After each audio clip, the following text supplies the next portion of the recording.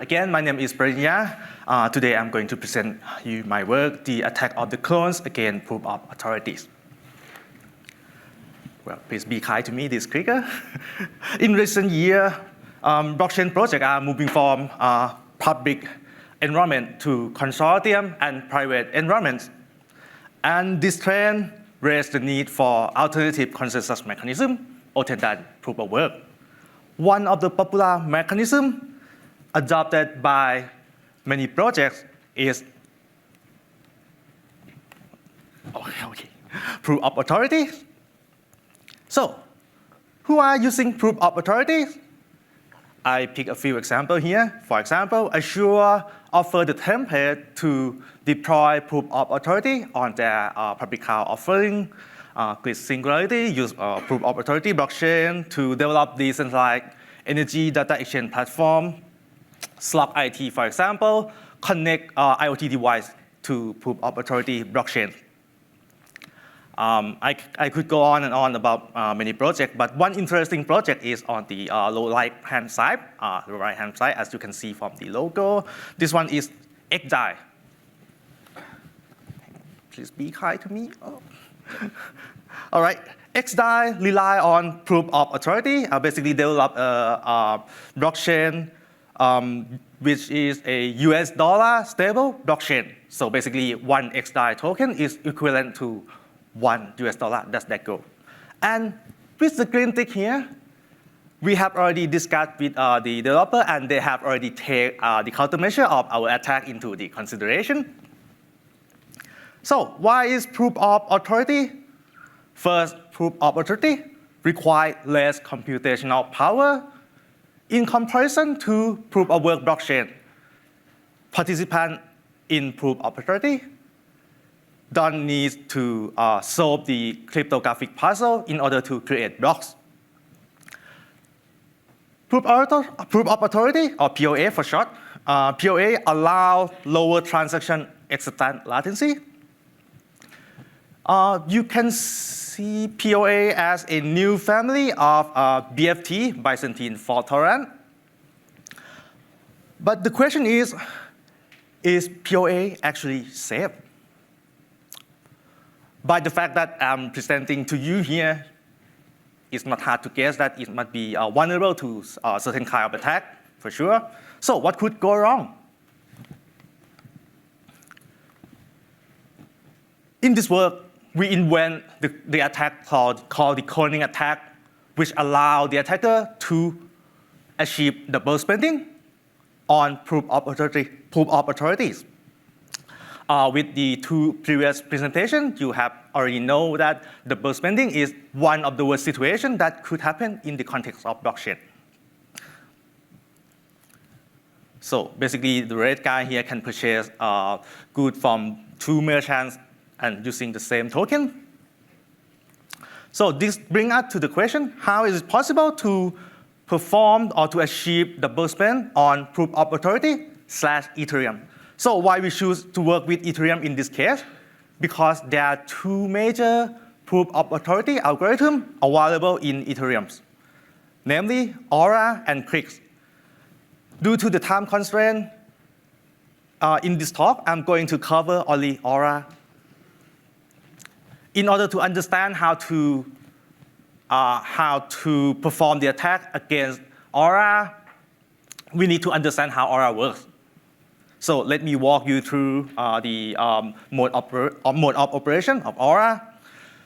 So in Aura, only an exclusive group of participants may create blocks. We are going to call this participant an exclusive group of participants sealer, as shown in the figure here. Suppose that we have 5 sealers from N1 to N5.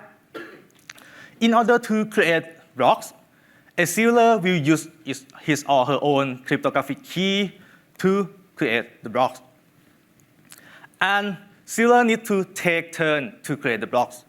And the turn here is basically a time-based turn, as indicated in the figure that the sealer N2 need to wait 5 seconds after sealer N1 has already created block number 1.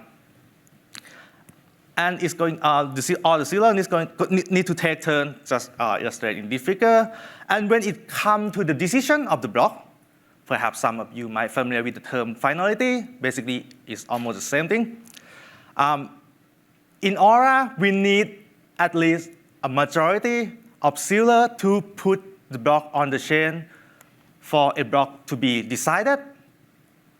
In this case, as you can see, we have 5 sealers, so we need at least a majority, which is 3 out of 5, to put the block on the chain. So in this case, when sealer N3 put block number 3 on the chain, we will consider that block number 1 is decided. So to move on, when we put block number 4, we can consider block number 2 decided, and it's going to behave the same. And when we receive after sealer number 5, N5 has put the block on the chain, we are going to cycle back to sealer N1. And what would happen if the sealer perhaps couldn't create the block in his or her turn? Such a turn will become an empty turn. And in this case, you can see that block number 5, in this case, is not yet decided because we still need 2 more blocks after block number 5. In this case, we got only 6. So block number 5 will be decided when another sealer put his or her block on the chain. So in this case, 5 will become decided. To continue on the mode of operation, what would happen when there is a network partition? So we resume from the previous slide, from block number 7 here. And if there happen to be a network partition, that's divide the sealer into 2 subgroups, group A and group B. The first group consists of N4, N1, and N3. The second group consists of only N5 and N2. Aura can continue to function, will still keep its operation.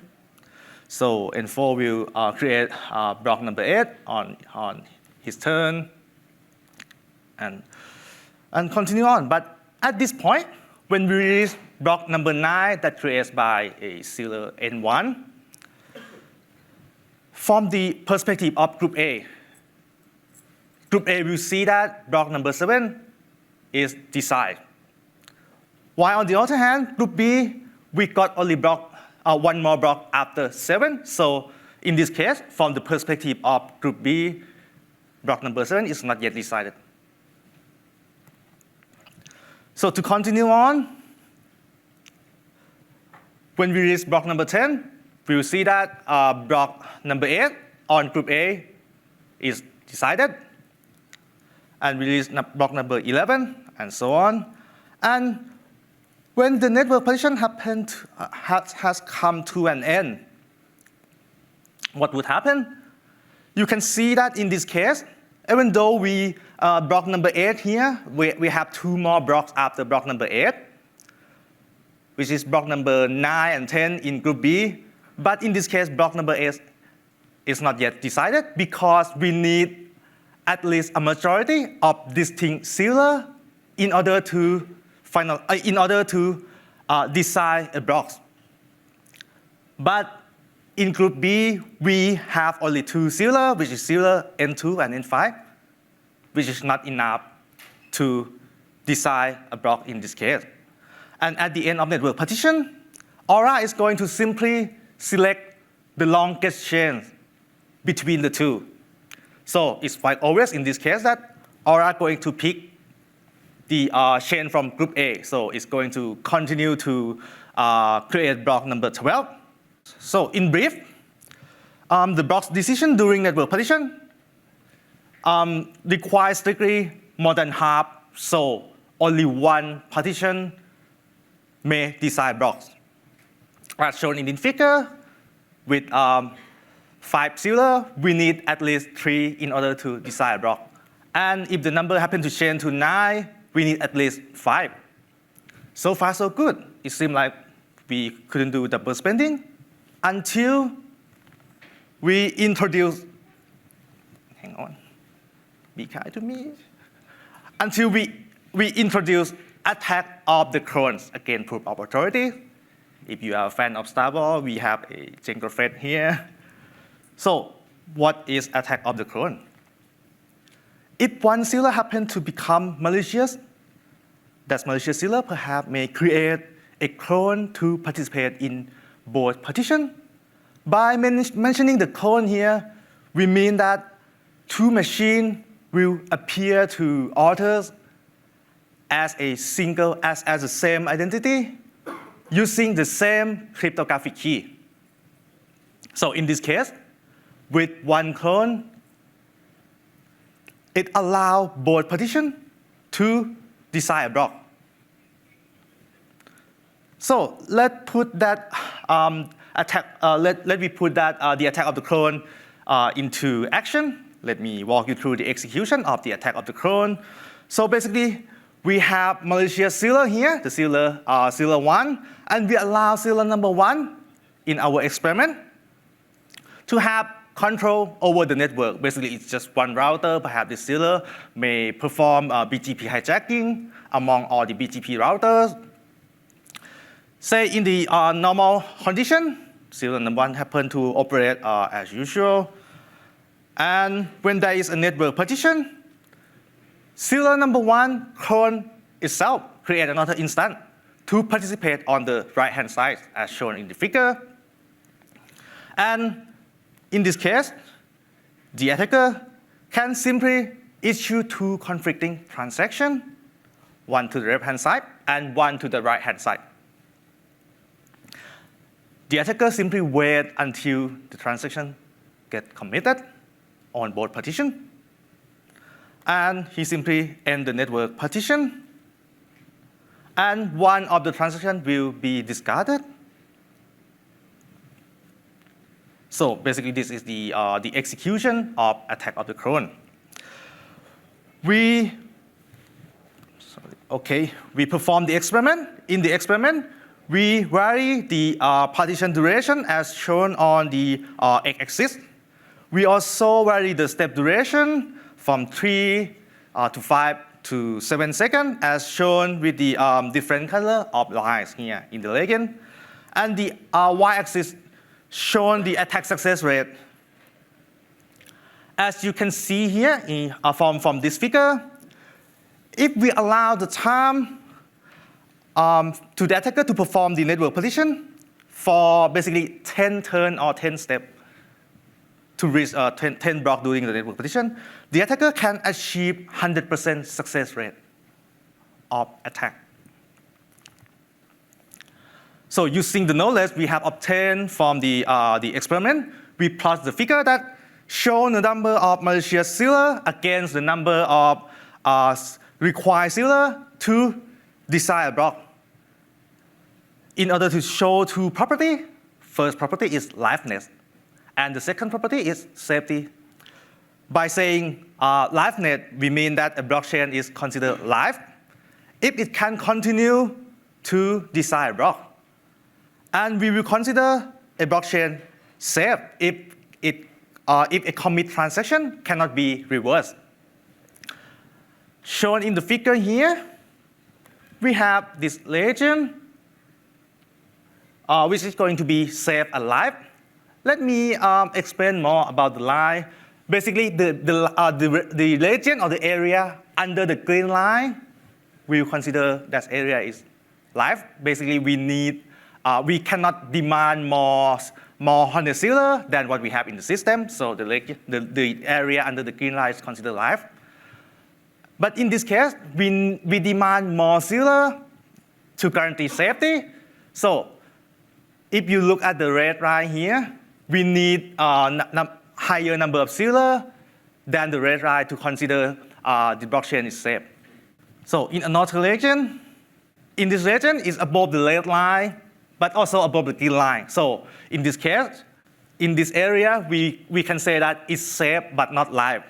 And in another area, it's live, but basically it's not safe. All right.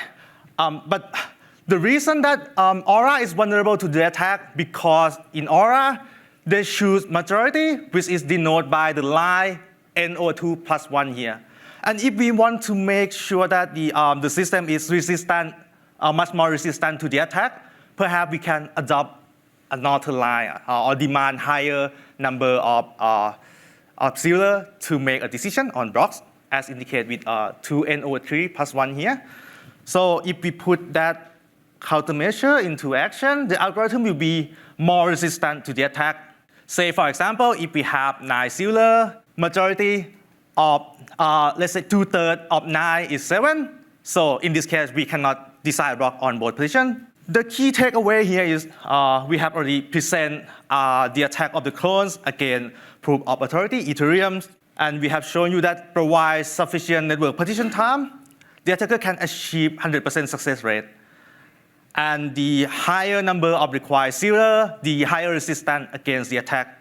Also, we have already exchanged the information with security expert, developer of both Get and client, both Get and Priority, which is Ethereum client. Developer of XDAI have already took this attack into account in their post-down consensus algorithms.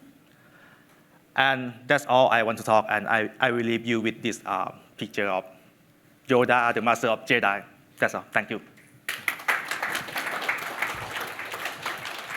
So maybe we have time for one quick question. Yeah, George. So I don't know much about proof of authority, but to what extent does the sealer set rotate over time? Yeah, similar to that. Yes, you can think of it like that because basically it's just a time-based turn and it's going to rotate the sealer. Well, yep. I mean, like to put new members into the sealer set and take old members out. Right. Some systems allow that, but it's a different question. It's about the membership protocol. You can put that into Aura or into Clique or into POA. Say, for example, there might be churn, one might decide to leave, or one might be join. But in order to achieve that, you have to think about the membership protocol. Perhaps it's not covered in my talk here, but perhaps we can discuss offline. Yeah. Okay. Yeah, more questions maybe later. Let's thank the speaker again. Thank you.